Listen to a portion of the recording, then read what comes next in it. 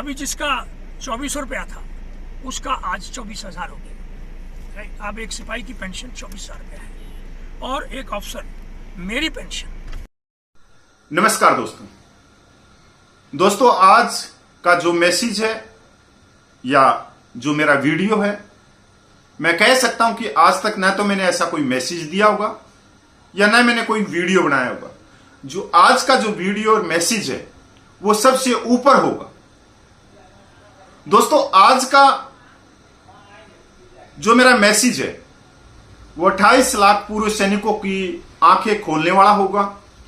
और मैं दरखास्त करता हूं जो मेरे विरोधी हैं कपिल फौजी के या सबका सैनिक संघर्ष कमेटी के, खासकर मैं उनको कहना चाहता हूं कि आप अंत तक मेरे वीडियो को देखें।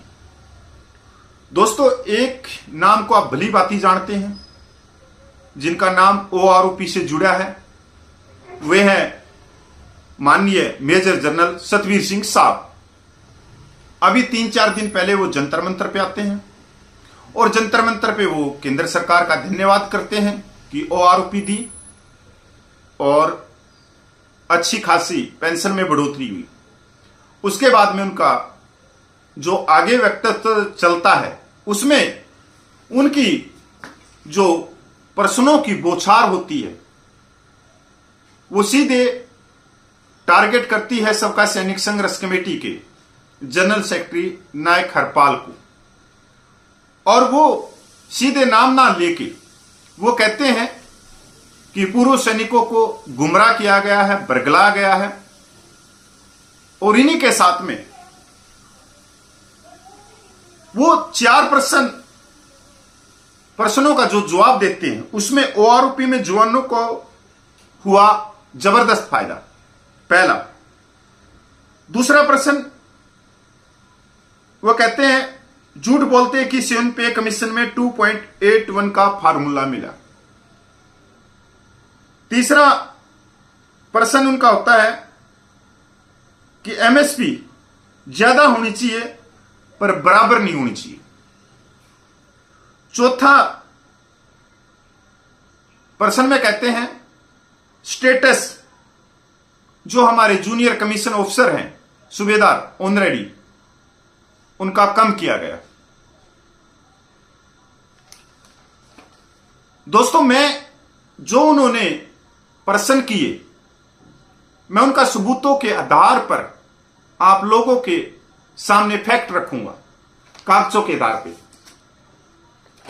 और मैं उनके जो प्रश्न हैं मैं उनकी क्लिप भी इस वीडियो के बीच में जोड़ूंगा और लास्ट में अपना उनके प्रश्नों का मैं उत्तर दूंगा। तो पहले आप छोटी सी एक क्लिप देखें। के लिए पड़ा अभी जिसका 2400 रुपया था उसका आज 24,000 हो गया। अब एक सिपाही की पेंशन 24,000 रुपया है और एक अफसर मेरी पेंशन, एक जनरल साहब की पेंशन 11,700 थी, केवल 11,700। कब? 2003 में जब मैंने रिटायर हुआ। आज मेरी पेंशन उसी परसेंटेज से जो जवान की। दोस्तों, मेजर जनरल साहब ने जो कहा वो आपने सुन लिया। अब इसका फैक्ट क्या है? उन्होंने कहा कि 2006 से पहले सिपाही की जो पेंशन थी वो 2400 रुपये थी और मेजर जनरल साहब की जो पेंशन थी वो 11,700 रुपये थी। ये उन्होंने कहा। उसके साथ में उन्होंने कहा कि आज जून 2024 में सिपाही की जो पेंशन थी 2400 से बढ़कर 24,000 होगी और मेजर जनरल की पेंशन 11,700 से बढ़कर 1,07,000 के करीब होगी। ये उन्होंने अपना फैक्ट बताया। यहां पर सबसे पहली बात तो यह है कि जो हमारे मेजर जनरल सतवीर साहब हैं वो अंधेरे में नहीं खुले में झूठ बोल रहे हैं और उस जगह पे बोल रहे हैं जहां पर लाखों देश के नागरिक अपनी समानता और अपने जायज हकों के लिए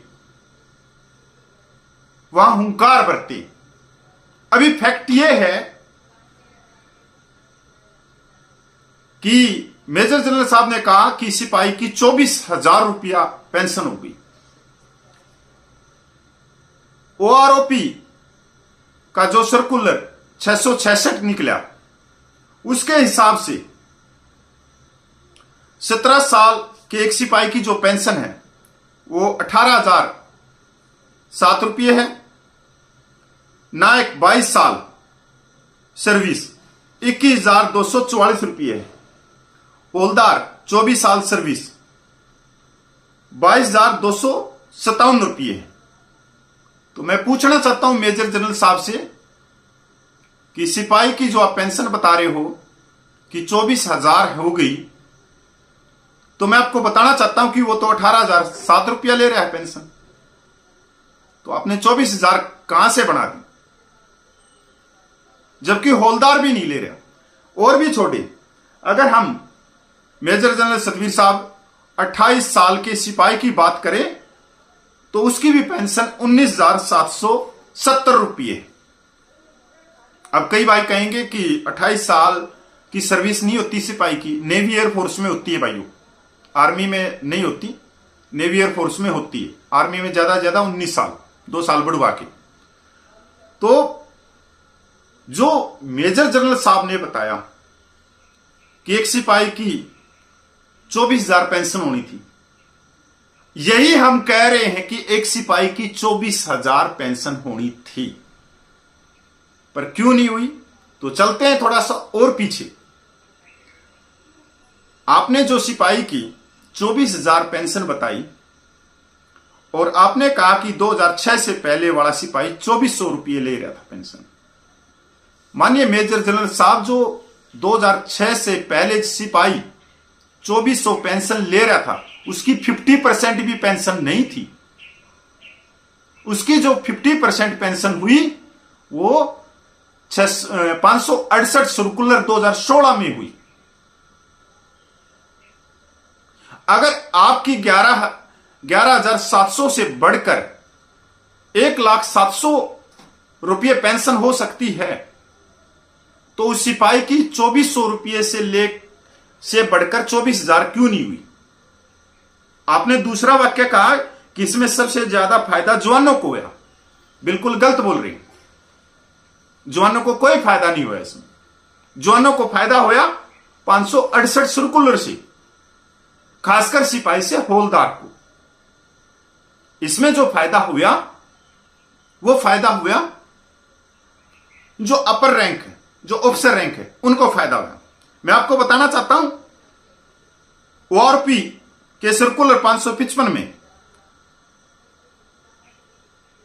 मेजर जनरल की जो बेसिक पेंशन थी 38,763 रुपये थी और सिपाही की 6,665 रुपये, जो बढ़कर हो गई थी 2.5 से उनके फार्मूले से 17,129 रुपये। और आपने यह भी नहीं बताया कि 2009 में ऑफिसर मेमोरेंडम निकाला गया जिससे आपकी पेंशन आसमान को छू गई। अब दूसरा वीडियो का जवाब भाई, पहले क्लिप देखो आप। कोई भेदभाव नहीं। मेरे को ये बता दो, बीच में मैंने पहले दिन सुना यहाँ पे, मुझे बहुत दुख हुआ कि साहब ने अपना तो करा लिया 2.82 1.82, हमको दिया उन्हें 1.57। झूठ है। सबकी पेंशन 1.57 है, मेरी भी, चीफ की भी, जवान की भी। तो वो कोई भेदभाव नहीं। हाँ, क्योंकि दूसरे प्रश्न में मेजर जनरल साहब बोल रहे हैं कि सेवन पे कमीशन में जो 2016 से पहले रिटायरमेंट थी सिपाही से जनरल रैंक तक, उनकी जो पेंशन गुणा की गई, जो फार्मूला दिया गया वो 2.57 दिया गया। इसमें कोई दो राय नहीं। हमने हमेशा कहा यह बात कि 2016 से पहले वालों की जो पेंशन के ऊपर सेवन पे कमीशन में जो फार्मूला दिया गया वो 2.57 का दिया गया। इस बात को हम स्वीकार करते हैं। ये सेना मुख्यालय की आरटीआई है और ये टेबल नंबर 4 है ह्यूमन पे कमीशन की। इसके अंदर किस रैंक को क्या फार्मूला दिया गया है पूरा लिखा हुआ है। अब सवाल मेरा आपसे, 2016 के अंदर ह्यूमन पे कमीशन आया और जो सर्विस कर रहे थे मेजर जनरल साहब, उनके वेतन पे क्या फार्मूला लगा? क्या 2.57 का या 2.72 का? दोस्तों, इसको समझने की जरूरत है कि कौन गुमराह कर रहा है, कौन बरगला रहा है। 2016 से पहले जो पेंशनर थे सिपाही से लेके जनरल तक, उनको जो फार्मूला दिया गया वो 2.57 का, और जो सर्विस कर रहे थे उनके लिए अलग फार्मूला अपनाया गया। अगर हम एक जो सर्विस कर रहा है ग्राउंड के ऊपर, उसके वेतन को किस फार्मूले से गुणा किया या क्या फार्मूला दिया गया, तो उसको जो फार्मूला दिया गया वो दिया गया 2.72 से उसके वेतन को मल्टीप्लाई किया गया। आप बताओ मेजर जनरल सतवीर साहब, मैं गलत बोल रहा हूं ठीक बोल रहा हूं? अब आगे सुनो कि जब यह फार्मूला दिया गया तो उन्हें किसी ने भी, क्योंकि मेजर जनरल साहब भी एक संस्था चलाते हैं मूवमेंट, उन्होंने विरोध नहीं किया। विरोध क्यों नहीं किया? कि उनको पहले से मालूम था कि ओआरओपी का रिवीजन 5 साल के बाद में होगा जुलाई 2019 में, और ओआरओपी की परिभाषा यह है कि नई वाली जो पेंशन है वो पुराने वालों को पास करनी। अब जिसको 2016 में जिस मेजर जनरल को जो सर्विस के दौरान था, उसको जो फार्मूला मिला 2.72 का, और वो 2018 में रिटायरमेंट आ गया, और जुलाई 2019 से ओआरओपी रिवीजन होनी थी, तो उसके अंदर जो मिनिमम मैक्सिमम का जो साल लिया गया वो 2018 का लिया गया। 2018 में जो मेजर जनरल जो सर्विस से रिटायरमेंट आया, तो उसको जो फार्मूला मिला था 2.72 का मिला था। वही पेंशन पास कर दी किसको? मेजर जनरल सतवीर साहब को। अब बताओ सतवीर साहब कि आपको जुलाई 2019 के अंदर जो रिवीजन हुआ उसमें कौन सा फार्मूला मिला? 2.57 का या 2.72 का? अब 2.81 किसको मिला था? 2.81 मिला था वी कोस को, vice chief of the army staff को, 2.81 का। क्योंकि जो कैबिनेट सेक्रेटरी होते हैं या दूतावास के उच्चायुक्त होते हैं या जो फुल जर्नल होते हैं, उनकी पे पेंशन फिक्स होती है पे कमीशनों में।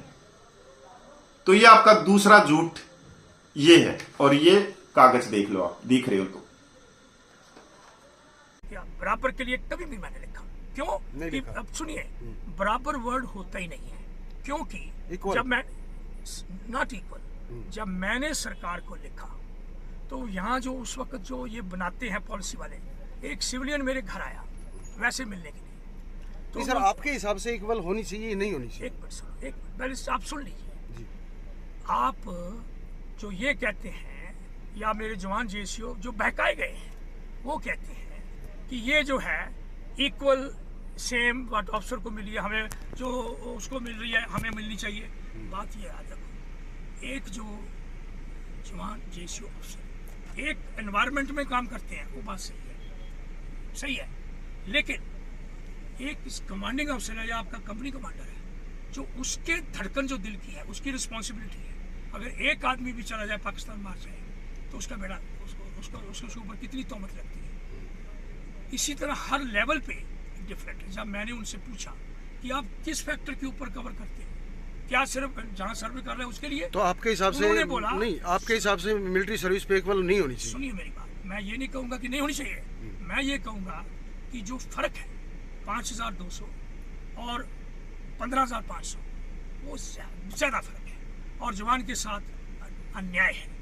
मैं कहूँगा कि जवान और जेसीओ की पेंशन बढ़ोतरी होनी चाहिए, सरकार रीजनेबल बढ़ोतरी करे जो ज़्यादा से ज़्यादा कर सकती है। मैं ये खुश होऊंगा कि वो बिल्कुल ऑफिसर्स के जितना नज़दीक ले जा सकती है ले जाए। और सरकार मुझे खुशी, सुनो, मेरे को खुशी होगी अगर मैं। अब तीसरे प्रश्न में मेजर जनरल साहब कह रहे हैं मिलिट्री सर्विस पे ज्यादा होनी चाहिए पर बराबर नहीं होनी चाहिए। वो स्वीकार करते हैं कि सिपाही से लेके जनरल तक एक ही वातावरण में रहते हैं, एक ही कठिनाइयों में रहते हैं और जो सैनिक जीवन के अंदर जो भी कष्ट होते हैं सबको एक समान मिलते हैं। इस बात को तो स्वीकार करते हैं, पर मिलिट्री सर्विस पे कोई ये नहीं करे कि ये बराबर होनी चाहिए। ये कहते कि बराबर का कोई शब्द ही नहीं है। देखो, मेजर जनरल सतवीर साहब की डिक्शनरी में नहीं होगा बराबर का शब्द, पर बराबर, सम्मान और समानता ये तीनों पर्यायवाची शब्द हैं, एक ही है तीनों। पहली बात तो आप मिलिट्री सर्विस पे के बारे में सुन लीजिए। मिलिट्री सर्विस पे के बारे में बताना चाहूंगा कि सबसे पहले 2006 में छठे वेतन आयोग ने मिलिट्री सर्विस पे की सिफारिश की थी, जिसको उस समय केंद्र सरकार ने मानकर लागू कर दिया। मिलिट्री सर्विस पे यूरोप देशों में दी जाती थी, जिसको देखकर भारतीय सेनाओं के ऑफिसर ने मिलिट्री सर्विस पे की मांग की थी। आज तक जितने भी पे कमीशन बनाए गए सब में सेना के ऑफिसर को ही नियुक्त किया गया था। और जब छठे पे कमीशन ने मिलिट्री सर्विस पे एमएसपी को लागू करने की सिफारिश की तो वह हैरान करने देने वाली थी, क्योंकि छठे पे कमीशन ने सिफारिश की थी कि मिलिट्री सर्विस पे जवानों को 1,000 रुपये और ऑफिसर को 6,000 रुपये महीना दी जाए, लेकिन वन क्लास सिविल ऑफिसर ने इस पर ऑब्जेक्शन किया। मतलब हमारे वाले अधिकारियों ने ऑब्जेक्शन नहीं किया, जो सिविल के जो अधिकारी थे पे कमीशन में बैठे थे उन्होंने ऑब्जेक्शन किया था कि ये तो बहुत बड़ा गैप कर रहे हो, ये तो बहुत बड़ा असमानता कर रहे हो। ऑब्जेक्शन किया था कि जिन यूरोपियन देशों की तर्ज पर हम मिलिट्री सर्विस पे लागू कर रहे हैं वहां तो मिलिट्री सर्विस पे जवान और ऑफिसर को एक बराबर दी जाती है, और हम यहां पर इतना बड़ा अंतर डाल जवान और ऑफिसर की मिलिट्री सर्विस पे में डाल रहे हैं, जो कि उचित नहीं है। उसके बाद केंद्र सरकार ने जवानों के लिए मिलिट्री सर्विस पे जवानों के लिए 2,000 रुपये और ऑफिसर के लिए 6,000 रुपये लागू की थी। अब यहां पर सवाल यह उठता है कि पे कमीशन में बैठे सेना के ऑफिसर को दूसरे देशों में मिलने वाली फैसिलिटी तो चाहिए, लेकिन सिर्फ और सिर्फ ऑफिसर के लिए उन्हें दूसरे देशों में जवानों को मिलने वाली सुविधाएं दिखाई नहीं देती। पे कमीशन में बैठे ऑफिसर सिर्फ और सिर्फ ऑफिसर के बारे में ही सोचते हैं और जवानों के साथ भेदभाव करते हैं। यह कड़वी सच्चाई है। हमारी मांग है कि जिन यूरोपियन देशों की तर्ज पर देखकर सेना को मिलिट्री सर्विस पे दी गई है, उन यूरोपियन देशों की तरफ से ही भारत में भी जवान और ऑफिसर की एक बराबर मिलिट्री सर्विस पे दी जाए। अब ये यहां पर क्या बहाना लगाते हैं, क्या बोलते हैं कि एक कमांडिंग ऑफिसर है, उसकी दिल की धड़कनें बढ़ती रहती हैं, धक धक करती रहती हैं।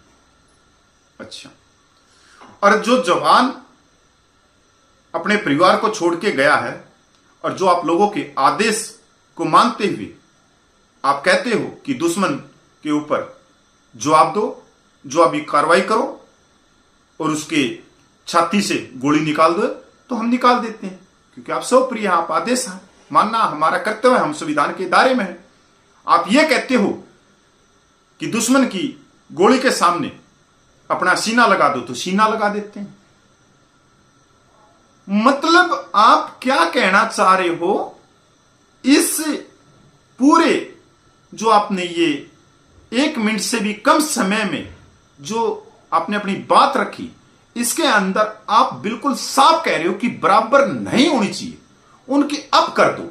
आपने ही कहा पहले के लेटरों में कि जेसीओ रैंक को 10,500 कर दी जाए।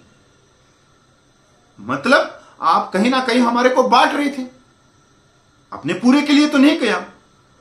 आप कहना चाहते हो कि जो ऑफिसर है उसका वेतन हम ना मांगे। अरे हमने कभी वेतन मांगा ही नहीं। आप कहना चाहते हो कि ये तो होगा, जो ऑफिसर है, जो जवान है, वो होगा, इतना गैप तो आएगा। आप सीधी बातों में कह रही है। तो मैं आपको बताना चाहता हूं श्रीमान जी कि अगर आप कहते हो कि मिलिट्री सर्विस पे 15,500 बिल्कुल जायज है, तो और भी अलाउंस हैं जो एक समान है।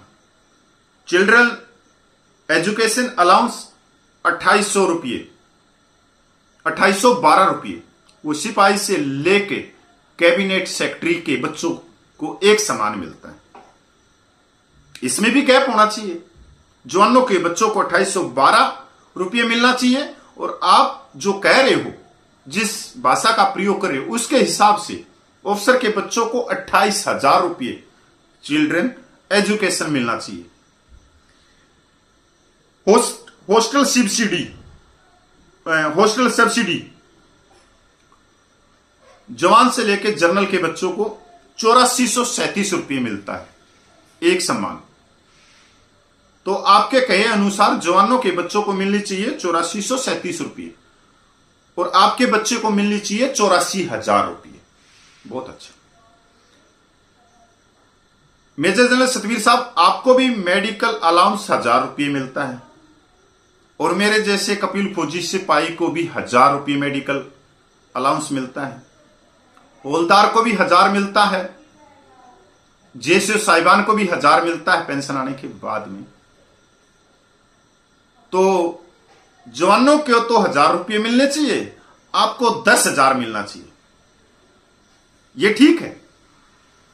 गोताखोर अलाउंस एक समान है। मिलिट्री सर्विस पे को समझने की कोशिश करो, क्योंकि जो आप कह रहे हो ना, जिस वर्ग की तरफ आप जा रहे हो, जो स्टेटस आपने इस 1 मिनट के वीडियो में हमारा बताया है, जिसके अंदर दिमाग होगा वो वहीं पकड़ जाएगा कि आप कभी भी आप अपने पास में नहीं बिठाओगे, हमारे को कभी भी नहीं बिठाओगे। आप कह रहे हो कि उसके नजदीक ले जाके छोड़ दो, पर आपने एक बार भी ये नहीं कहा कि नहीं, जवानों को भी 15,500 मिलिट्री सर्विस पे मिलनी चाहिए।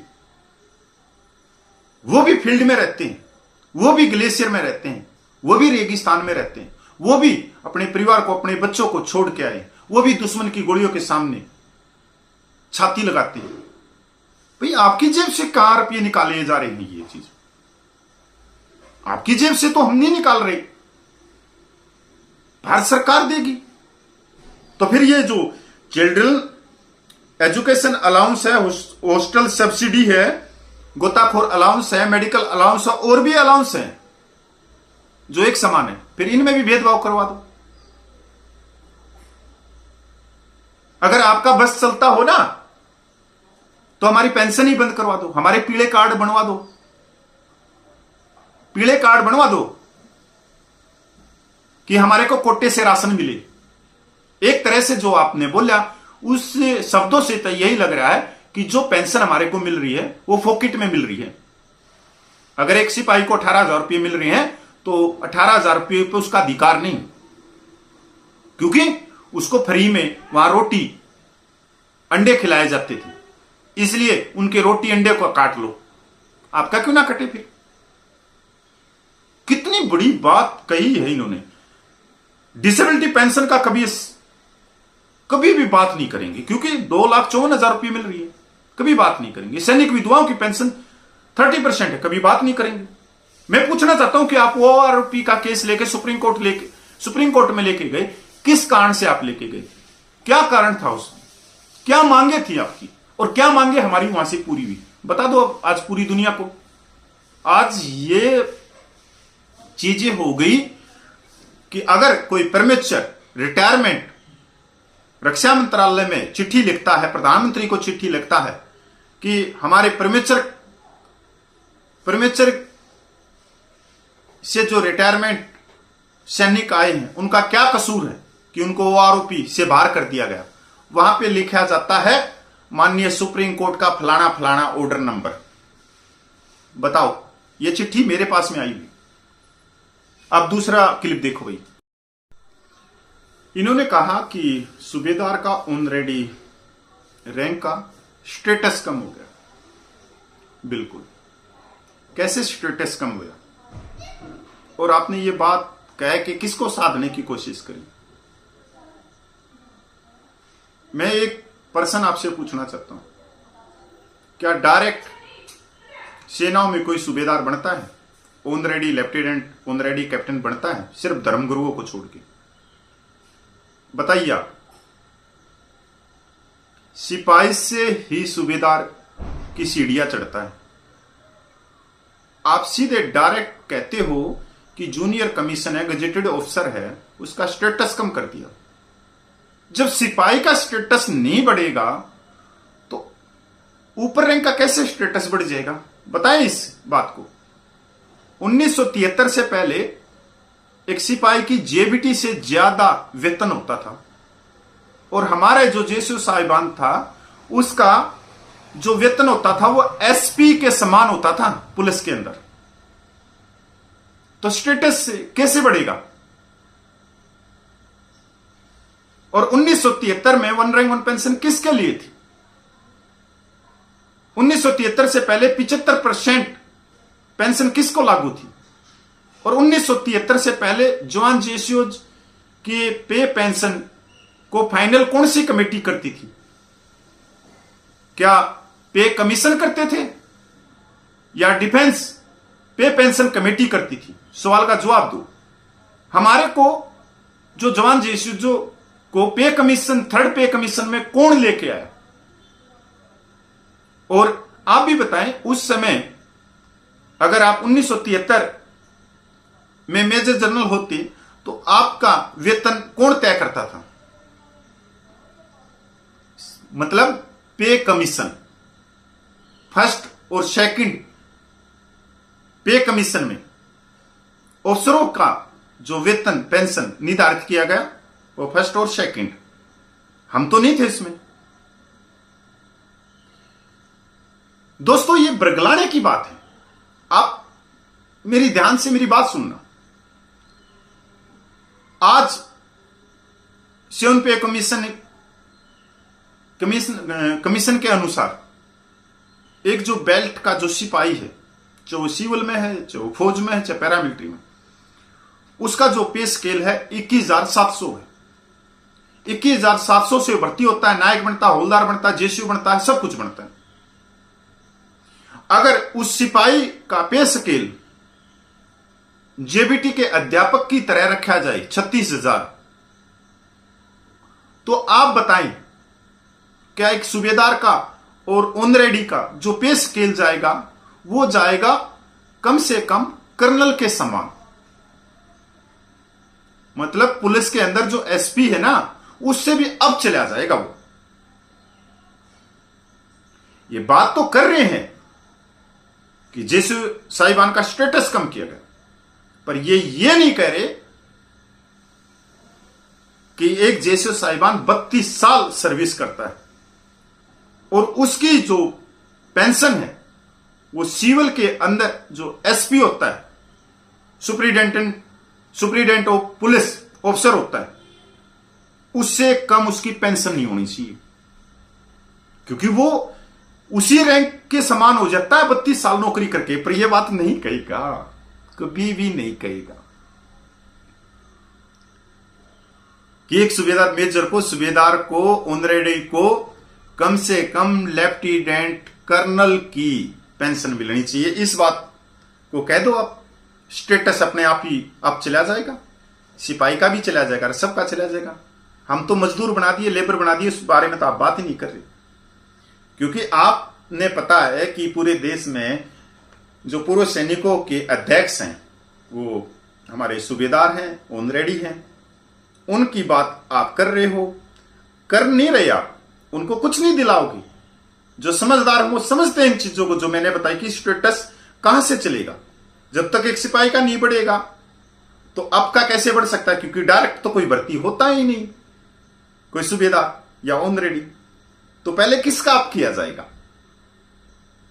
अब आप कहो भाई डायरेक्ट तो कोई जनरल बनता ही नहीं सेनाओं में, लेफ्टिनेंट बनते हैं। अगर लेफ्टिनेंट का पे स्केल 56,000 से शुरू हो रहा है तो जनरल साहब का तो अपने ऑटोमेटिक ही लाखों में चला गया। ये है, पर ये जो साध रहे हैं, क्योंकि अगर इन्होंने कोई रैली करनी है या कुछ भी करना तो पूरे भारतवर्ष में भाई एसोसिएशनों के जो प्रधान है वो सूबेदार रैंक है, वो संख्या बल वहां ले आएंगे। एक और क्लिप देखो। सबका संघर्ष कमेटी के द्वारा चलाया गया है यहाँ पे। जो हम उस वीर को भी बोलेंगे जो शुरू में एक ही बंदा था, जो हमारे पंजाब का बंदा है, हवलदार है, और वो हमारे इस एरिया में हरपाल जी, हरपाल, राइट। एक उसके साथ जुड़ा कपूर, कपिल कैप्टन साहब, जो कि गुरदासपुर से जुड़ा, कपूर साहब, कपूर। एक आधा और बाद में ये जो हरियाणा का जो फौजी है, क्या नाम है, कपिल फौजी। ये 3 आदमी जरूर, मैंने जब हम धरना लगाते थे तो उस वक्त ये वो तो कपिल तो नहीं आया, उस वक्त तो मैं भी साथ में था 15 में। कपिल तो नहीं आया, लेकिन ये 2 जरूर आते रहे और हमारे साथ ही बैठते रहे। सिर्फ वो नहीं आया जो हरपाल था। हरपाल को भी मैंने बहुत कुछ बोला। मैंने बोला हरपाल तुम कोई लग थोड़ा कोई, मेरी पर्सनल भी बात हुई यहीं पे। मैं दोबारा इसके लिए मैं सूबेदार मेजर जनरल सतवीर साहब का धन्यवाद करता हूं, प्रणाम करता हूं और प्रार्थना करता हूं कि आपका स्वास्थ्य चढ़ती कला में रहे। आपने आज साबित कर दिया कि पूरे देश को अगर कोई जगाने वाला है तो वो एक इंसान है जो खड़ा हुआ, वो है नायक हरपाल जी।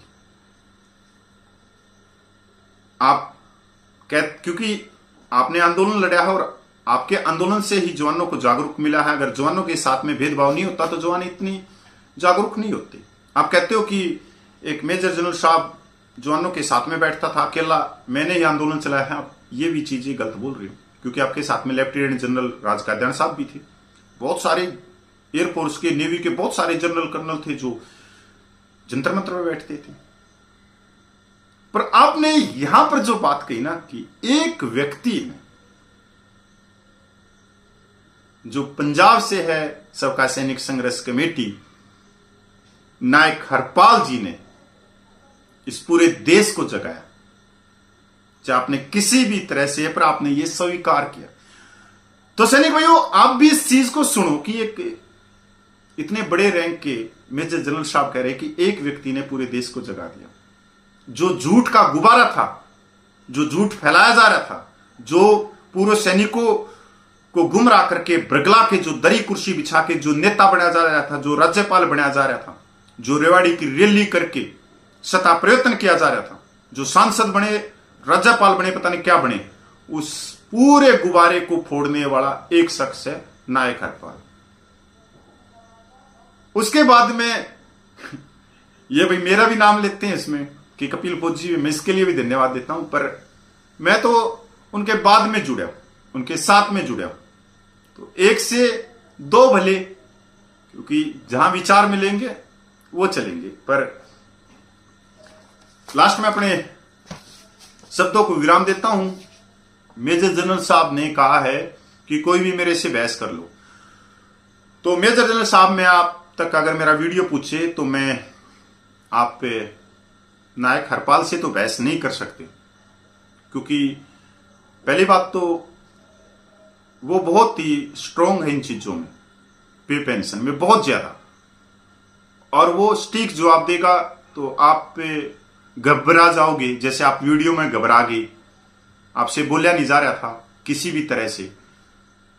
तो मैं हूं कपिल फौजी, मैं आपसे लाइव बहस कर सकता हूं। आप अगर कहो तो मैं जंतर मंतर पे आ जाऊंगा और जो भी हमारे पास में सोशल मीडिया उसके माध्यम से कुछ प्रश्न मैं आपसे पूछूंगा, कुछ प्रश्न आप मेरे से पूछ लेना, सबूतों के आधार पर, कागज दिखा के। ये नहीं है कि हमने जुबान से बोल दिया वो ठीक है, नहीं। भारत सरकार के नोटिफिकेशन क्या है कि पिछले सालों में कहां से क्या शुरुआत हुई थी। अगर आप में सच्चाई का दम है तो मेरे को मैसेज कर देना। अगर लाइव आप डिबेट करना चाह रहे हो पूर्व सैनिकों की जायज मांगों के लिए, तो मैं आपको चैलेंज देता हूं, इसी कपिल फौजी यूट्यूब चैनल पे आपको जोड़ूंगा और सबूतों के आधार पर सम्मानित तरीके से, शिष्टाचार से आपके हर सवाल का जवाब दूंगा और आपसे भी उम्मीद करता हूं कि आप हर सवाल का जवाब बड़े ही सबूतों के आधार पर आप दोगे। जय हिंद, वंदे मातरम भाई।